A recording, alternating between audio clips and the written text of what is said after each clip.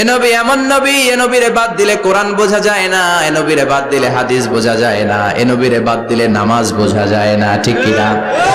কারণ কেমন করে নামাজ পড়তে হবে এই নবী আমাদেরকে হাতে কলমে শিখিয়েছে। সল্লু কামা রাআইতুমুনি উসাল্লি, আমি যেমনি সালাত পড়ি তেমনি পড়ো।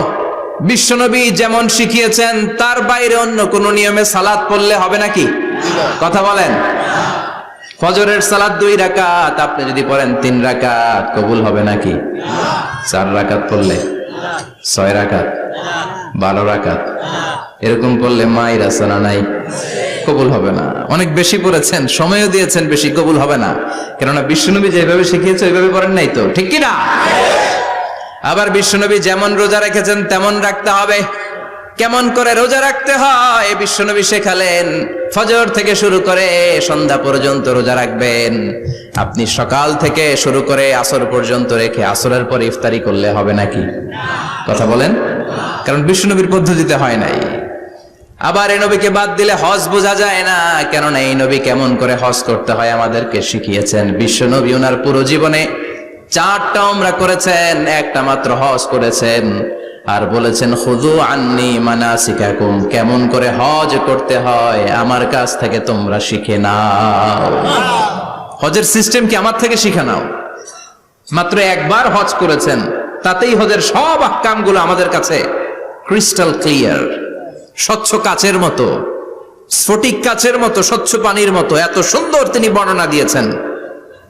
এই বর্ণনার উপর ভিত্তি করে লক্ষ লক্ষ মানুষ গোটা বিশ্ব থেকে কাবার প্রান্তরে জমা হয়, ঠিক কিনা? মাসাবাতান লিন্নাসি ওয়া আমনা, গোটা বিশ্বের মানুষের মিলন কেন্দ্র। আপনি যখন মসজিদুল হারামে যাবেন, মসজিদে নববীতে যাবেন, দেখবেন আজান হয়ে গেলে লক্ষ লক্ষ মানুষ কাবার দিকে ছুটে, ঠিক কিনা? আজান হওয়ার সাথে সাথে শারে আল হিজরা দিয়ে, জারওয়াল দিয়ে, গাজা দিয়ে, আজিয়াদ রোড দিয়ে পঙ্গপালের মতো মানুষগুলো কাবা কেন্দ্রিক হতে শুরু করে। কারণ কাবা হচ্ছে অ্যাসেম্বলি পয়েন্ট, গ্যাদারিং পয়েন্ট, এটা মিলন কেন্দ্র।